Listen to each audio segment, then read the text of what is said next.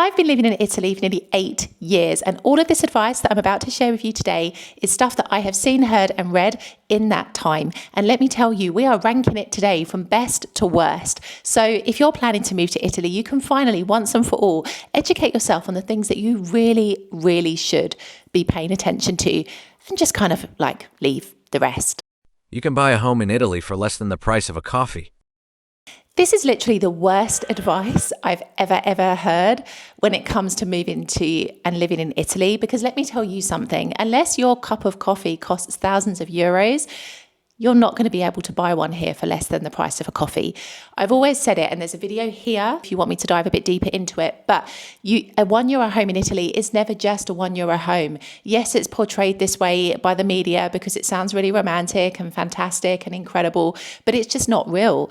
You're going to have lots of maintenance and kind of restructuring work that's going to have to be done to those properties, because usually they're shells. They've been abandoned for many years. But not only that, you've also got to consider the location of these homes. These homes are in the middle of nowhere. You're not going to be kind of in the life and soul of the party necessarily. And another thing that a lot of people tend to forget, these initiatives are not just done to be nice to people. They are done to try to rejuvenate communities, because people have moved away and communities are slowly dying in certain parts of Italy.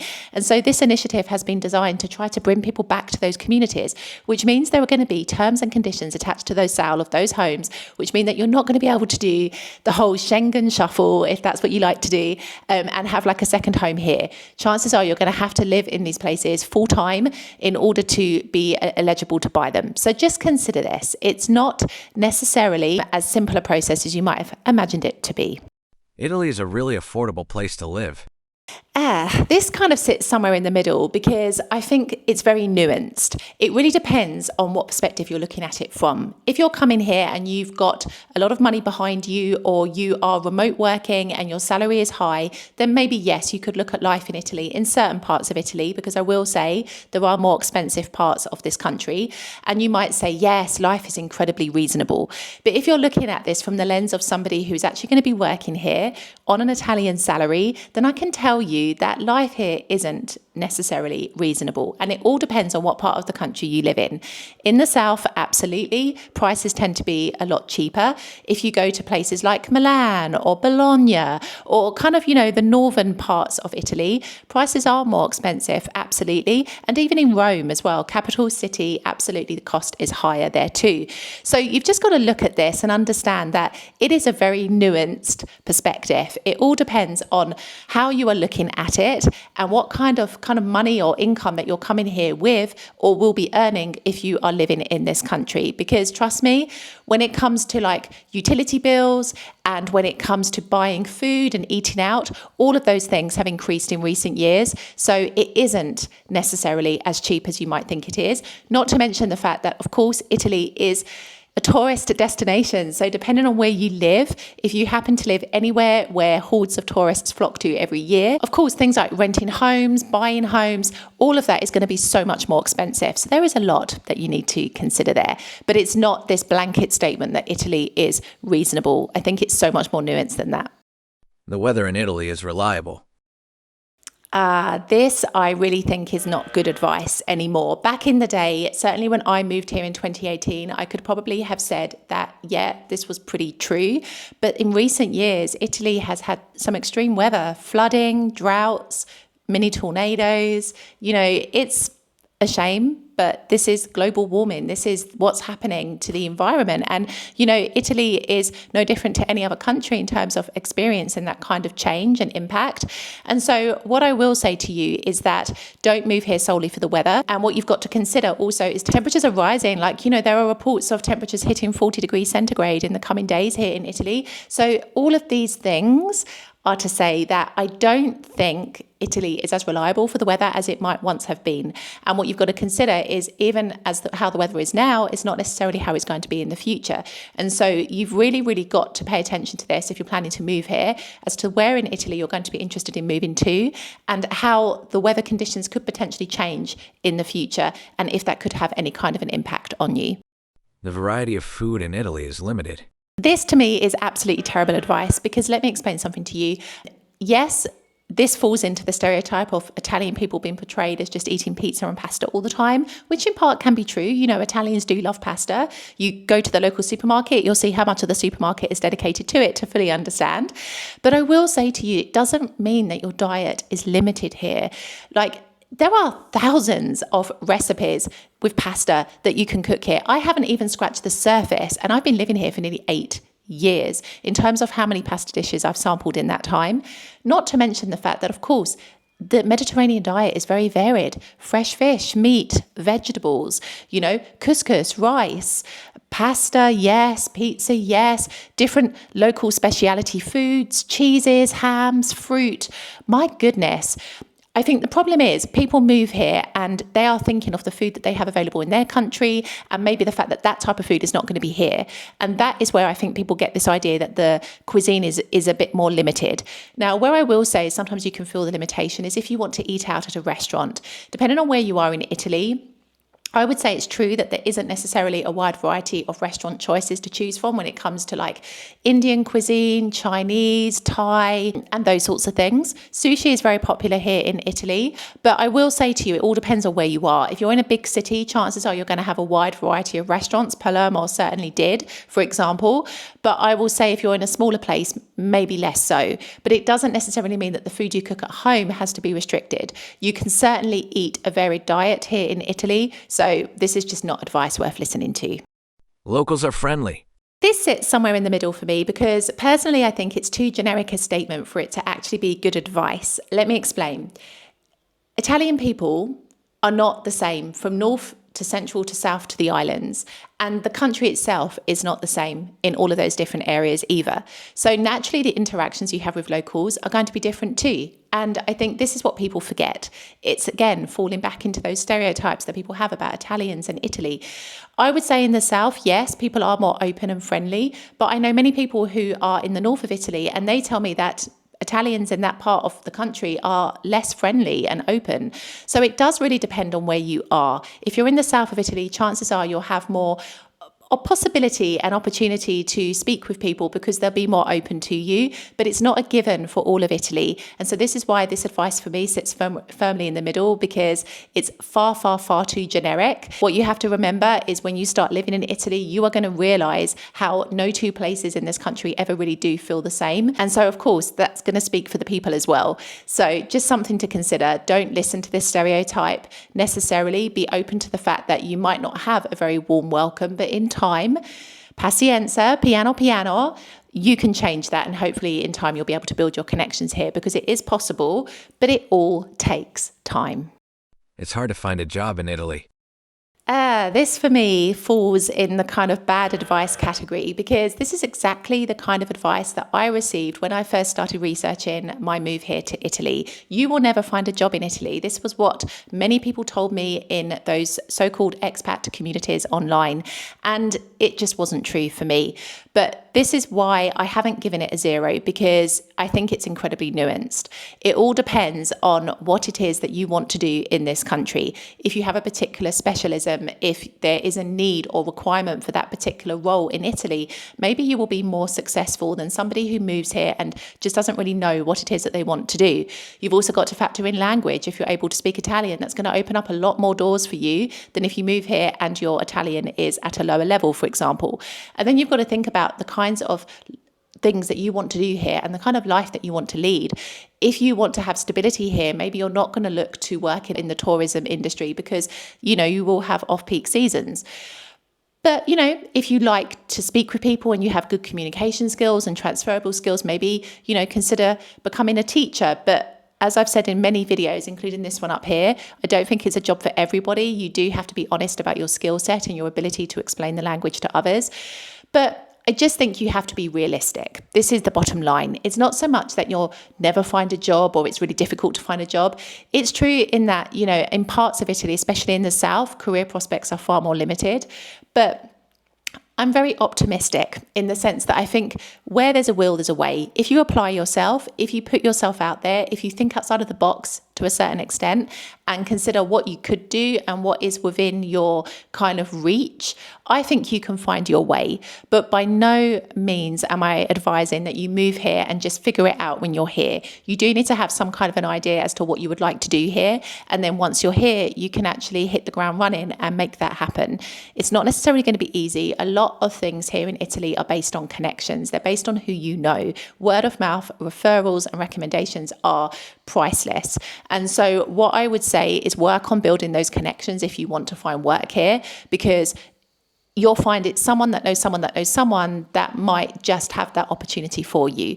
And work on your Italian as well to open up more doors for you. And also be willing to settle for a lower position at the beginning to potentially gain that all-important experience and move up. A personal example for me, I didn't immediately start as a teacher here in Italy. I was a teaching assistant in the Montessori school before my contract was renewed into a full-blown teacher position. I was taken on by the school, having had no previous teaching experience, but having relatable and transferable skills.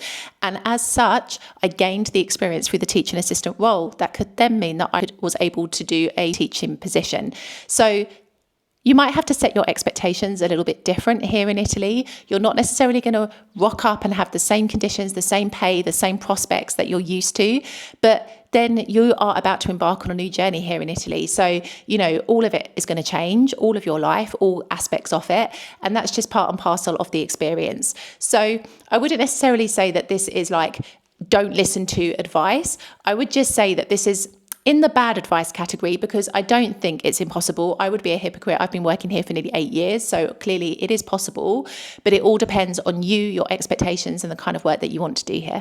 You need to have patience and acceptance. This is, without a doubt, the best advice I could ever give to somebody who wants to live in Italy. Yes, you need bucket loads of patience and acceptance. Pazienza, which essentially means patience, is a word that used to grate on me a little bit, because I would think that Italians would use it in quite a passive way. Pazienza, as in there's nothing they can do about a situation. And whilst I do still see it used in that way quite a bit, I've also leaned more into this aspect a little bit in recent months, especially because I think there are some aspects of life here in Italy that it doesn't matter how stressed you get about a situation or how frustrated you feel, those aspects are never going to change. So what's the point? You may as well just be like, have patience and acceptance and just live with it. And that is really the key to having a thriving life in this country. I think a lot of people come here and life gives them a whole heap of lemons. It's not what they expected. It's not the dream that they were sold. And sometimes people are unprepared and quite naive as to the reality of life here. Hence the fact that I've been, doing this channel now for like 5 years and shining the light on it. By the way, if you're interested in learning more, because not only do I do videos like this, but I'm also bringing back the vlogs, taking you around Italy, showing you different things. So if you're not yet subscribed, go ahead and hit that button so that you don't miss that content. But that aside, I just think you have to have patience and acceptance. Do not compare. This is the biggest thing that I have learned in my near 8 years here, is that comparison will absolutely ruin your life in this country and your experience here in Italy. Nothing here is ever likely to be the same as to what you've experienced before. There are many aspects of life here that to me feel a lot more traditional as to what I've been used to back in London, but actually I've leaned into it more and I appreciate it so much more. I've gotten used to the bureaucracy to a certain extent. It's still something that challenges me at points and frustrates me, but I'm definitely accepting things here the way that they are and not trying to change them and not force them and not stress myself out, because really it doesn't change a thing. So if there is one piece of advice that I want you to take away from this video, it is this. This is the advice I would give everyone who plans to move to Italy, because it is challenging here. It's not easy. It's not the holiday destination that you might have experienced before. It's real life. You're going to lead a real life in Italy, not a fairy tale, right? And so having patience and acceptance is going to make all of that feel so much better. You don't need to change to live in Italy. Literally, hands down, another piece of useless advice. I cannot understand why somebody would say that you don't need to change. I've received this advice on my YouTube channel, people telling me it's not necessary to change in Italy. Let me tell you, why would you move to Italy if there wasn't an aspect of yourself or your life that you wanted to change? there's usually a reason why we move here, right? Some underlying aspect of our life that we're not happy with, we want to improve, we want to experience. And so interwoven into all of that is, of course, change.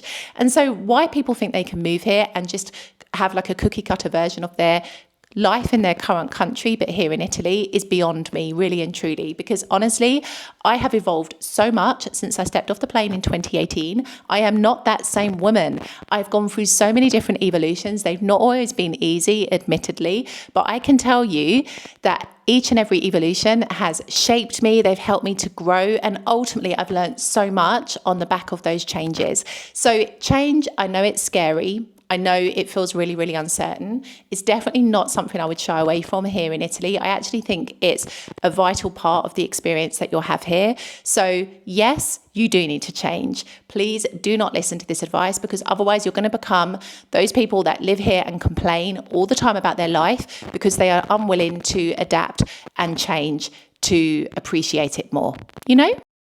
Many locals have a reasonable grasp of the English language. This is not necessarily something you should be listening to. It's not a complete zero. I will explain why in a moment, but it's definitely in the bad advice category because, let me explain. English is not widely spoken here in Italy. I've been teaching English for nearly 8 years, and out of the hundreds of students I've taught today, I can tell you that each and every one of them have told me how terribly they were taught English at school, hence the fact that they are doing private courses to improve their level.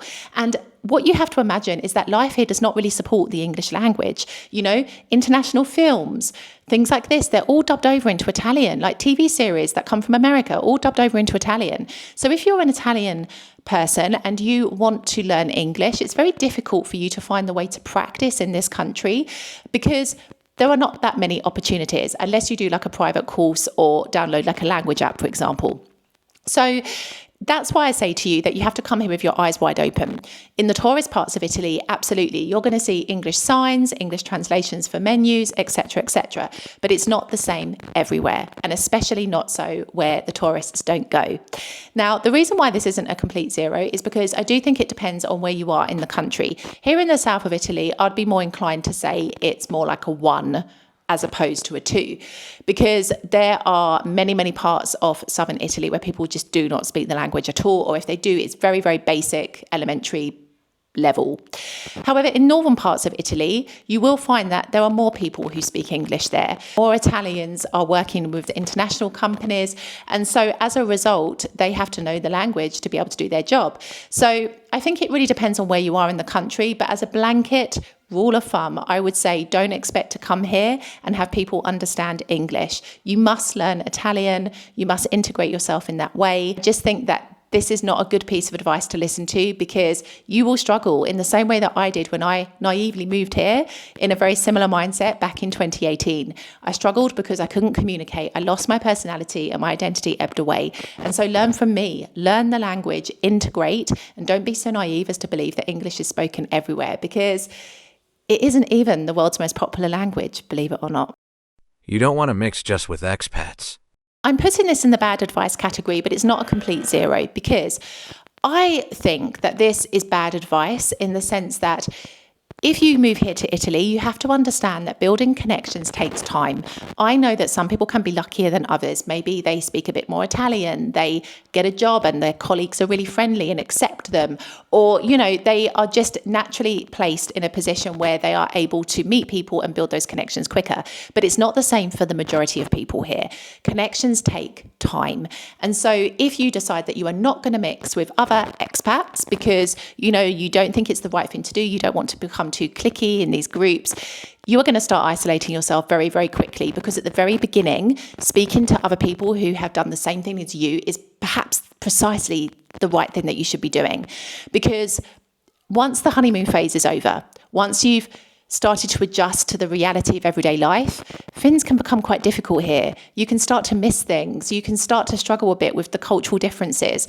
And that's the point when you need the support of others. And so I've put it in bad advice for this reason, but I've not given it a complete 0. I've given it a 3 because I do think that actually you don't want to lean too heavily into these groups. I think at some point you do need to be expanding your social circle to the locals, but it takes time. So use these groups to build your initial connections, build your confidence, have that support network. And in turn, that often leads into you being able to meet locals and build connections in that way.